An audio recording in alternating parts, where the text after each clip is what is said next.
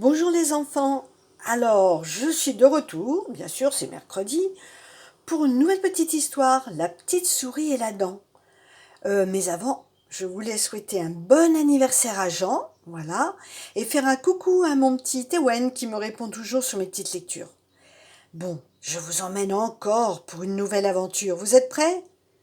Allez, c'est parti, nous embarquons. Citronnelle, souris des moustaches jusqu'aux pattes, est pâtissière.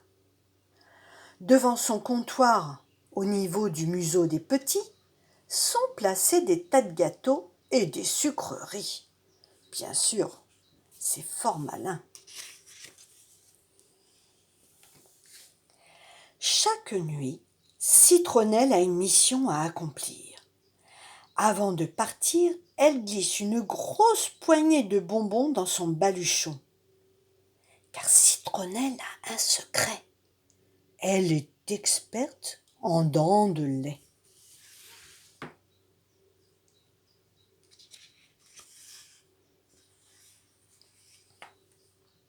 Un soir, elle découvre une dent incroyable près de son paillasson.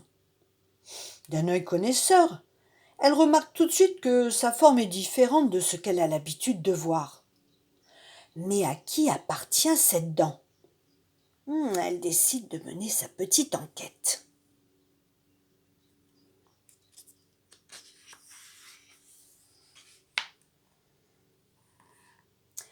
Elle frappe chez Firmin et lui demande s'il n'a pas perdu une dent.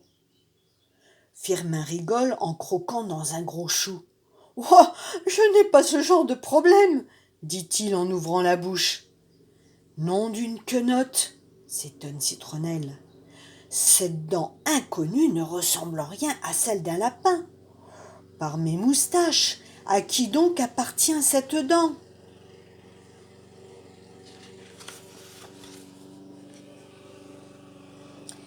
Elle file chez Cerfeuil, qui l'accueille avec un large sourire.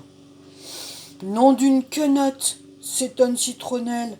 Cette dent inconnue ne ressemble en rien à celle d'un écureuil. Par mes moustaches, à qui alors appartient cette dent?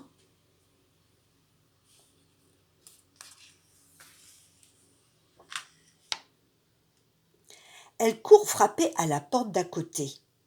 Nestor bâille tant et si fort que Citronnelle repart aussitôt sans qu'il sache pourquoi.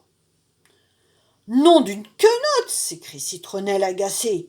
Cette dent inconnue ne ressemble en rien à celle d'un castor. Oh, par les frisettes de mes moustaches, à qui donc peut bien appartenir cette dent?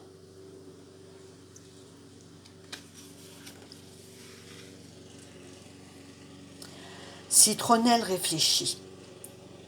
Si cette dent n'est pas à Firmin le lapin, ni à Cerfeuil l'écureuil, et encore moins à Nestor le castor, à qui peut-elle bien être? Nom d'une quenotte et d'une question qui tournicote, s'énerve Citronnelle. Mais elle n'est pas du genre à baisser les pattes. Elle fait sonner la cloche pour rassembler les habitants du village.